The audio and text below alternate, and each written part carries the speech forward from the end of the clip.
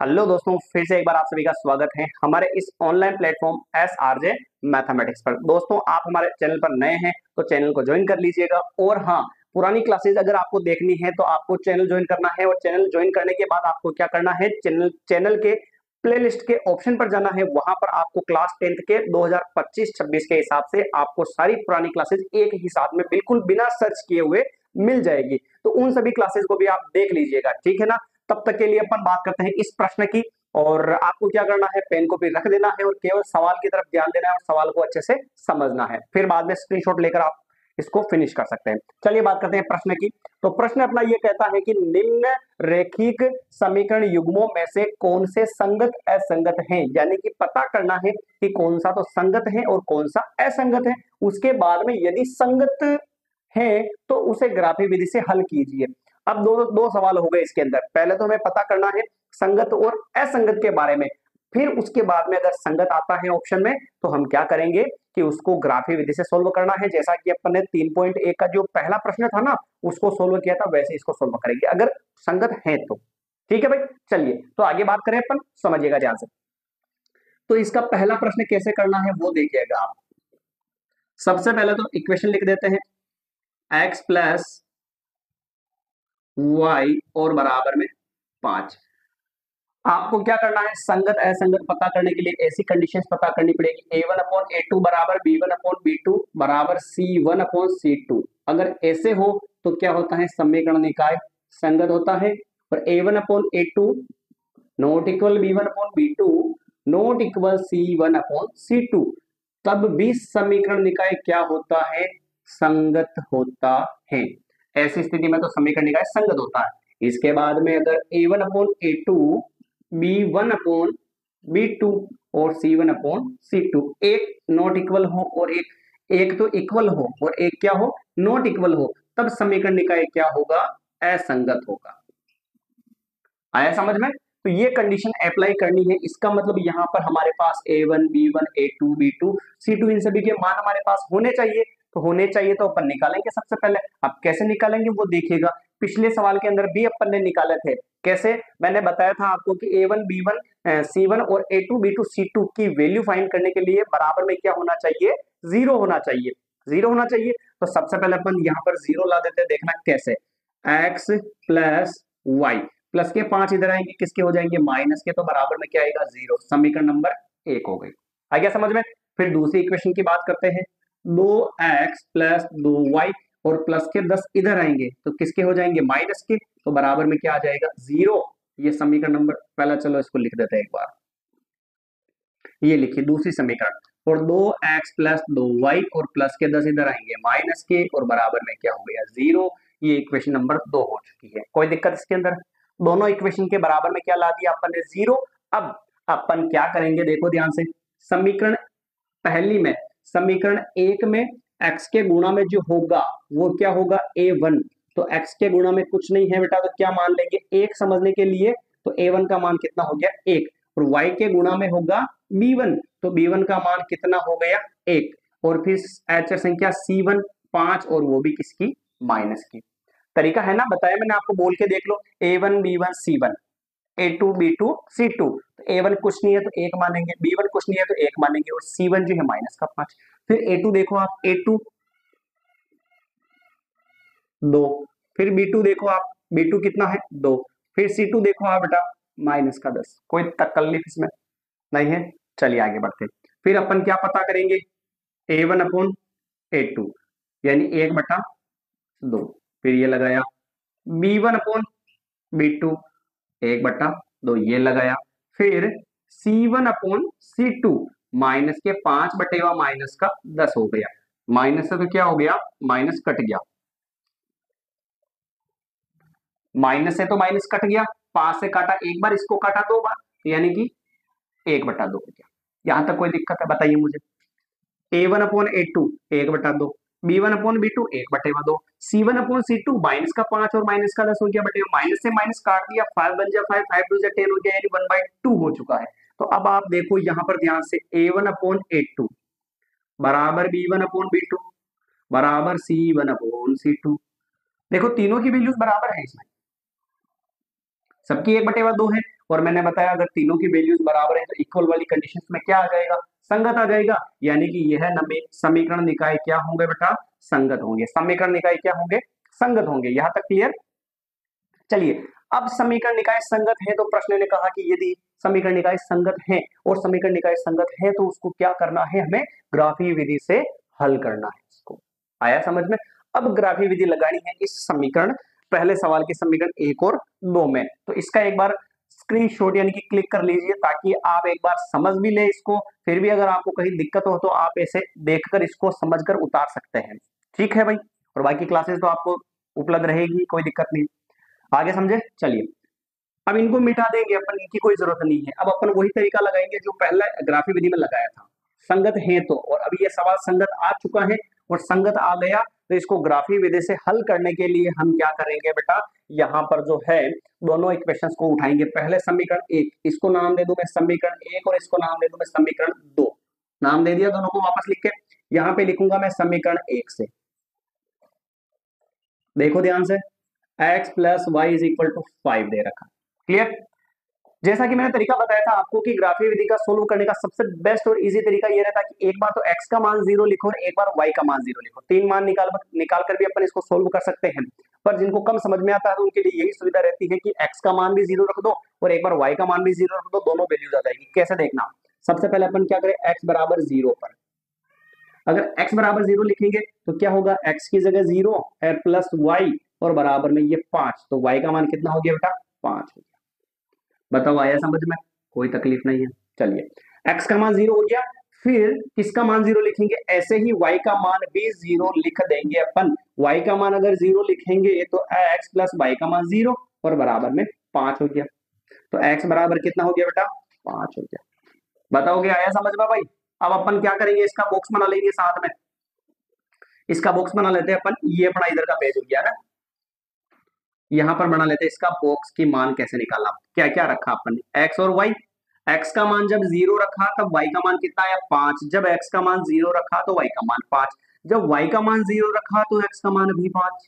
कोई दिक्कत नहीं है। चलिए फिर अब समीकरण उठाएंगे 2।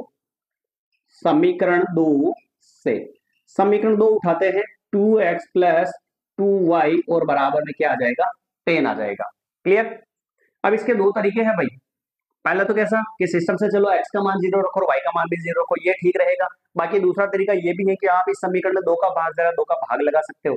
समीकरण में 2 का भाग जाएगा, लगा देंगे तो 2 का भाग 2 से 2 कट गया, 2 कट गया, इधर x बच गया, इधर y बच गया, 2 5 10, x प्लस y बराबर 5, यानी ये कि ये समीकरण आ जाएगी। इसका सोल्यूशन भी वापस ये का ही आएगा। पर अपन सिस्टम से अगर आप गुमराह नहीं होना चाहते हो तो आप ऐसे ही चलते जाओ, कोई बात नहीं। x का मान 0 रखो, x बराबर 0 पर x का मान 0 रखेंगे बेटा तो देखो x का मान अगर अपन क्या रख रहे हैं, 0 रख रहे हैं, तो यहाँ पे देखो आप x का मान 0 रखेंगे तो 2 बीच में कुछ नहीं इनटू फिर x का मान 0 फिर प्लस 2y और बराबर में 10 हो जाएगा। आया समझ में। फिर 2 इंटू 0 0 फिर प्लस 2 इंटू वाई 2y और बराबर 10। 2y बराबर में क्या हो गया, 10। दोनों के बीच में कुछ नहीं है, इनटू और इनटू वाली संख्या कहाँ जाती है, बट्टेयों में। तो 2 से इसको काट दिया तो y का मान कितना आ गया बेटा, 5। मैंने बताया ना भाई, x का मान 0 रखोगे तो y का मान कितना आ गया, 5 आ गया। दूसरा लेते हैं अपन। अब इसको मिटा दूं भाई मैं, इसको बार बार उठाने की जरूरत तो नहीं है ना, इसको मिटा रहे क्योंकि अभी ग्राफ वाला सवाल थोड़ा सा लंबा होगा सवाल। ये हो गया y का मान, y का मान। अब लिखते हैं y बराबर 0 पर, पहले x का मान 0 लिखा, अब y बराबर 0 लिखेंगे भाई। तो ये देखो आप ध्यान से, y का मान 0 इस इक्वेशन में 2x प्लस 2 इंटू वाई का मान 0 बराबर में 10 हो गया। ये देखो आप ध्यान से, 2x प्लस 2 इंटू 0 0 और बराबर में 10 हो गया। 2x बराबर 10 हो गया, x बराबर 10 और इंटू वाला 2 कहाँ चल दिया, बटियों में कैंसिल करा अपन ने इसको तो क्या आ गया, 5। ये देखो भाई x का मान इधर भी था 5। ठीक है भाई, यानी कि बॉक्स बनाएंगे अगर अपन इसका, ये बना लिया बॉक्स इसका, इधर x लिखा इधर y लिखा। बताओ x का मान 0 था तब y का मान कितना आया भाई, 5 आया सर। तो x का मान 0 था तब ये 5 आया, जब इसका मान 5 था इसका मान 0 था, इसका 5 आ गया। तो ये तो था अपना ग्राफीय विधि से इसको मान और निकालकर सारणी के अंदर पुट करना। अब इसका ग्राफीय विधि यानी कि इसका ग्राफ भी तो बनाना पड़ेगा ना भाई, फिर उसका पैमाना भी लिखना पड़ेगा। ठीक है ना। तो चलिए एक बार इसका स्क्रीनशॉट ले लीजिएगा। ठीक है भाई, फिर अपन इसका बना लेते हैं ग्राफ और इसका पैमाना लिख देते हैं। इसका संगत है तो ऐसे ग्राफिक विधि से सोल्व करना है, अदरवाइज नहीं करना है। कंप्लीट। चलिए अब बना लेते हैं इसका ग्राफ। तो पहले सवाल को तो अपन कर देते हैं रफ। यहां से सारणी होनी चाहिए, फिर केवल सारणी की जरूरत पड़ेगी हमें, और सवाल नंबर दूसरे की जरूरत पड़ेगी। थोड़ा सा बनाते हैं, यहीं पे देखना ध्यान से। जैसे मैं बनाऊं ये अपना ग्राफ के अंदर, तो आपको कोई दिक्कत नहीं आएगी भाई, ग्राफ के अंदर बिल्कुल एकदम एक्यूरेट पता चल जाएगा, क्योंकि ग्राफ के अंदर बॉक्स होते हैं, डिब्बे होते हैं, उनका माप बड़ा पूरा लाइनअप होता है। पर इसके अंदर ऐसा कुछ नहीं है बोर्ड में, ठीक है ना। चलिए हाईएस्ट मान कितना है भाई, 5 है सर, उधर भी 5 है, तो 1 2 3 4 5, इधर भी 1 2 3 4 5, इधर भी 1 2 3 4 5 हो गया, इधर भी ये 1 2 3 4 5 हो गया। इधर वाली लाइन होती है उसको अपन बोलते हैं बेटा एक्स अक्ष, और इधर वाली को बोलते हैं एक्स अक्ष डैश। इधर वाली जो होती है उसको वाई एक्स बोलते हैं, और इधर वाली जो होती है उसको वाई एक्स डैश बोलते हैं। और ये लीजिए, ठीक भाई, इधर का जो भी मान होता है ना वो माइनस में होता है, तो माइनस में लिख देते हैं सर। वैसे भी माइनस में ज्यादा लिखने की जरूरत है नहीं, क्योंकि माइनस का मान इसके अंदर अवेलेबल ही नहीं है। इधर भी माइनस का 1, माइनस का 2, माइनस का 3, माइनस का 4, माइनस का 5, इधर 1 2 3 4 5, इधर 1 2 3 4 5, ये तक तो हो गया सारणी के अंदर बनाना। अब मान पुट करते हैं। x का मान 0 और y का मान है 5। मैंने बताया था आपको x का मान 0 यानी 0 यहाँ पर होगा, ठीक है, और y का मान क्या आ रहा है इस पे 5। y वाली लाइन ये रही जहां पर ये सारा माइनस का है, तो y वाला 5 कहां पर होगा, ऊपर। तो आप देखो 0 और 5 में से बड़ा कौन सा है, 5 है, तो 0 पर लाइन अपनी खींचना, किस पर खींचना है, 5 पर, यानी ये 5 जो y का है यहाँ पर गोला ऐसे खींच देंगे अपन। ये पहला पॉइंट बन गया। फिर x बराबर दे रखा 5 और y का मान 0, तो x का मान, ये x वाली लाइन रही, इधर तो माइनस का है, तो माइनस का हमें चाहिए ही नहीं, तो प्लस का 5 ये रहा यहाँ पे, और y का मान इस पर कितना है 0, तो y का मान 0, तो 0 और 5 में से बड़ा कौन, 5, तो 5 पर खींच दो पॉइंट और दोनों को क्या कर दो बेटा, मिला दो। ये बन गया अपना ग्राफ।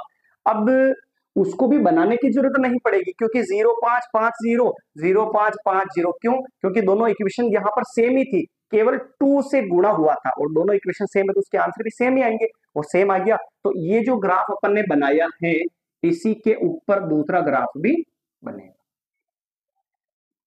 तो इधर भी अपन ने ऐसे ही दूसरा ग्राफ, ऐसे ही 2 लाइनें खींच दी, मतलब इसके ऊपर ही बन गया। और अगर एक लाइन के ऊपर ही दूसरे ग्राफ का लाइनअप बने तो उसे हम कहते हैं समपाती रेखाएं। क्या कहते हैं बेटा, समपाती रेखाएं। आयोगे समझ में भाई।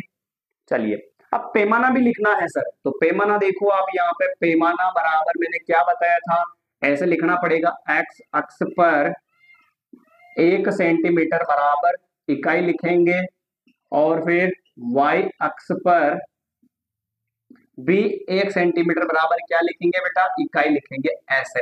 ये तो आपको याद रखना है। अब देखना है कि x वाली लाइन पर जो है ना कितने बढ़ रहे थे हर बार, बताओ, 1 2 3 4, एक एक ही बढ़ रहा था, माइनस में भी हो तो एक एक बढ़ रहा था, यानी कि इधर क्या लिखेंगे, 1 इकाई हो जाएगा। अगर 10 10 बढ़ता होता तो हम क्या लिख देते, 10 इकाई लिख देते।